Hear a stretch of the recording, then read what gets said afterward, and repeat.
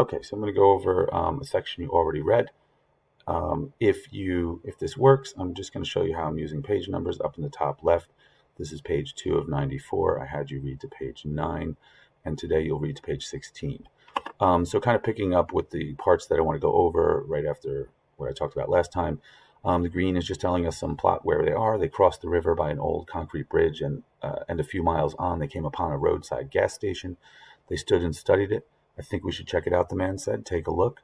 Um, and so in here is most of the details of what they try to gather and how they scavenge. It's the first time we see them really in a civilized, recognizable situation.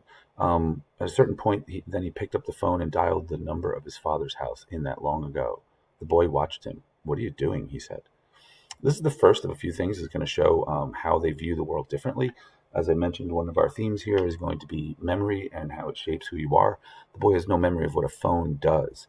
The man, almost without thinking, picks up the phone and dials a number. Um, okay, so we know that the boy has never really, and we'll see this develop, never really lived in the civilized world before the apocalypse. All right, a quarter mile down the road, he stopped and looked back. "We're not thinking," he said. "We have to go back." And they go back, and he gets um, more oil for their lamp. Okay, they get oil for their little slut lamp to light the long gray dusts, the long gray days. Dawn, sorry. "You can read me a story," the boy said. "Can't you, Papa?" "Yes," he said, "I can." Now, this is another thing that's going to develop throughout the story, the idea that even though they're trying to survive in the most basic and fundamental way, they still find time, or the man still finds it to be important to read stories to his son. That's one of the sort of themes that's going to develop, the idea that beyond just basic survival, humans need some sort of symbolic way to understand the world. So stories do that for us. Some of us, when we want to describe something, we reference a movie. Some of us, all of us, are sort of making a story of our lives. So it's good to have other models for them. And as we'll see in here, um, other people are doing it in a much darker sort of way. If we consider, and actually, there's an interesting discovery that people that were looking at caveman wall paintings, they were fascinated by the idea that as early humans, we weren't even at the top of the food chain yet. Um, we still took the time to paint what they saw in their world. The cavemen still painted the animals they saw. They painted stories of hunting. So even on the most fun, even when we're stripped down to the most fundamental survival mode, we still make room because it's a need to have stories. All right, I'm going to continue on here a little bit. Let's see. On the far side of the river valley, the road passed through a stark black burn, charred and limbless trunks of trees stretching away on every side, ash moving over the road, and sagging hands of blind wire strung from the blackened light poles, whining thinly in the wind. A burned house in a clearing, and beyond that, a reach of meadowlands stark and gray, and a raw red mud bank where roadworks lay abandoned, just more setting. Farther along were billboards advertising motels, everything as it once had been, save faded and weathered. At the top of the hill they stood in the cold and the wind, getting their breath. He looked at the boy. "I'm all right," the boy said. The man put his hand on his shoulder and nodded toward the open country below them. Um, anyway, the man and the boy are sharing the binoculars and the adventure themselves. So we have more traveling here. I'll trust that you kind of followed. They're mainly trekking along the road. Sometimes it's too wet for them even to make a fire. Uh, Sometimes the little boy just wants the lamp on to go to sleep, and the man says, "Yes, of course."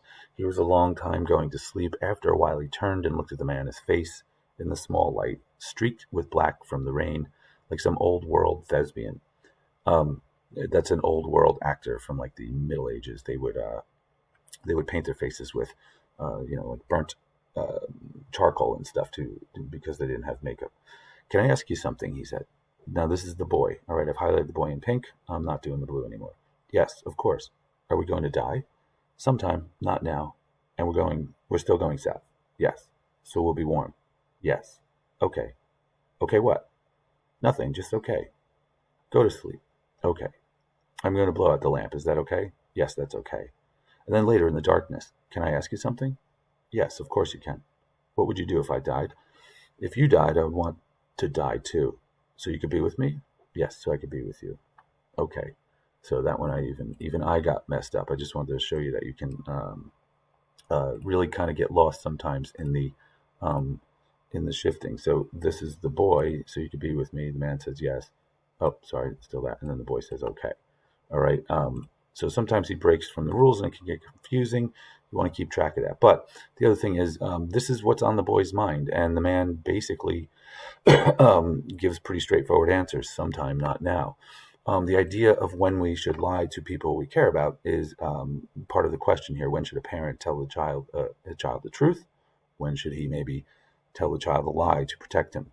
All right, this shows where the boy's sort of mind is. It's very practical. It's not a question he packs with too much emotion. And then there's also this indication that for the man, the boy is everything. He has no other reason to go on.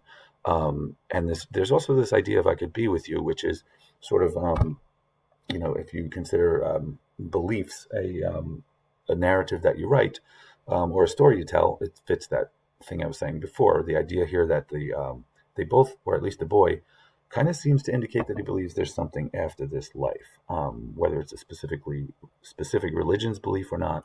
We don't have the information, but he doesn't bring up any specific religion. All right, they woke before dawn,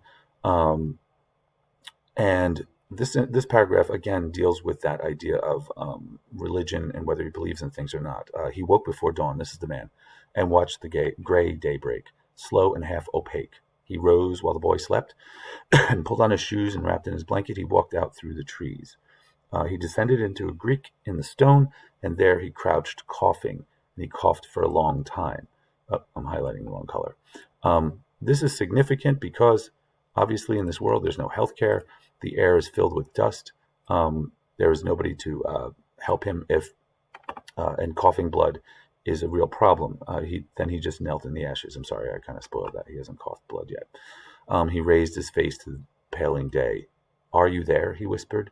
Will I see you at last? Have you a neck by which to throttle you? Have you a heart? Damn you eternally. Have you a soul? Oh God, he whispered. Oh God. So one thing he is, who is he talking to and what is he saying? He seems to be talking to, the universe or God. He doesn't use the capital I for you, which would indicate God, but it seems to be that. And sort of like believing in it and actually cursing it because of their situation. So he is not a man who, like Job, if you know that story, who had everything taken from him and kept his faith. In this case, this man just wants to throttle God's throat. All right. And then we see some of the gruesome stuff that they see almost every day. They pass through the city at noon the following day. He kept the pistol to hand on the folded tarp on top of the cart. He kept the boy close to his side. The city was mostly burned, no sign of life. Cars in the street caked with ash, everything covered with ash and dust. Fossil tracks in the dried sludge. A corpse in a doorway, dried to leather, grimacing at the day. That's like a creepy smile. He pulled the boy closer. Just remember that the things that you put in your head are there forever, he said. You might want to think about that. You forget some things, don't you? Yes, you forget what you want to remember and you remember what you want to forget. So here is the theme of memory explicitly stated. The idea here is that if the boy is looking at these horrible things and the man kind of wants to protect him, but he knows he can't, he's pointing out that those things stay in your head. You might be curious, but once it's in your head, it just kind of, the more you see, the more it fills your head with these gruesome images of corpses dried up. And then his really sort of pessimistic, but maybe realistic view of memories, you forget the things you want to remember. All right. Okay, so just more on their traveling. We know that there's thunder still. He wakes up to these dark, dark nights. And there are these poetic paragraphs about it that sometimes we'll analyze. Sometimes they'll confuse you. The blackness he woke to on these nights was sightless and impenetrable, a blackness to hurt your ears with listening. Often he had to get up, no sound but the wind and the bare and blackened trees. He rose and stood tottering in that cold, autistic dark with his arms outheld for balance, while the vestibular calculations in his skull cranked out their reckonings. Sorry. This vestibular is left over from the past, and calculations. There's sort of an old chronicle. He's sort of tapping into, trying to tap into, like, what did we used to know as cavemen that we don't know now? How do, more ancient people know how to navigate in the dark? And so he's trying to figure out how, if he has some sort of connection to that he can use here. All right. He caught the snowflake in his hand and watched it expire, like like the last host of Christendom, like the last in Christianity. There is the host is the little piece of bread that people eat in church, and so everything is about the things fading. Mostly he worried about their shoes and food, always food. In an old batboard smokehouse, they found a ham. So sometimes they do find food. Sometimes they find, food, and sometimes they don't. And then again, dreams. I'm asking you questions about dreams in the sheet, and I want you to track them because they come up more than once throughout the novel. In dreams, his pale bride came to him out of a green and leafy canopy, her nipples pipe-clayed and her rib bones painted white. She wore a dress of gauze, and her dark hair was carried up in combs of ivory, combs of shell. Her smile, her downturned eyes. In the morning, it was snowing again, beads of small gray ice strung along the light wires overhead. He mistrusted all of that. He said the right dreams for a man in peril were dreams of peril, and all else was the call of languor and death. Languor is sort of giving up. So he has these beautiful dreams of his wife, but he finds that to be a warning from his brain, that, or something to be worried about, to mistrust. Because if you're in peril, if you're in danger, you should have dreams about danger. This for him is the idea of sort of giving up. It's like they say, if you freeze to death, sometimes if you're in danger of freezing to death, the worst thing you can do is fall asleep. You just kind of fall asleep and you never wake up. It's peaceful, but it is not good for the situation. All right, here's where he fashions two brooms into sort of the front of a train, and they roll down a hill, and the boy smiles. Again with dreams, and the dreams so rich in color, how else would death call you? So he thinks of dreams that are nice and colorful as death calling him, never wake up again.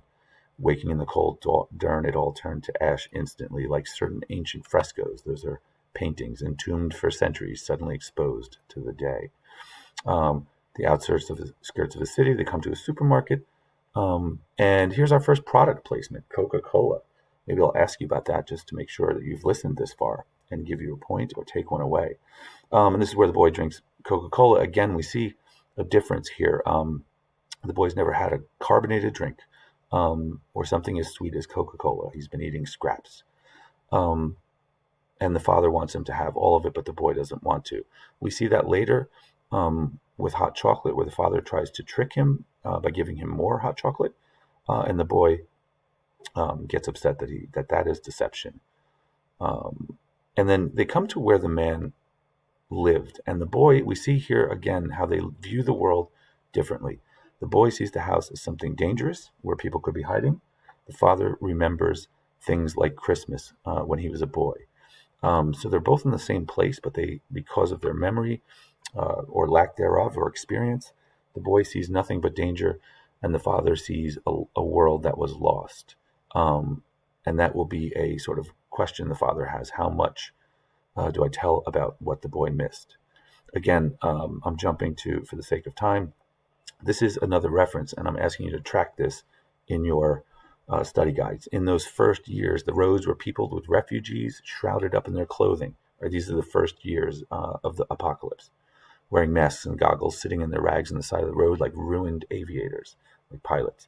Their barrows heaped with shoddy, towing wagons or carts, their eyes bright in their skulls, creedless shells of men tottering down causeways like migrants in a fever land.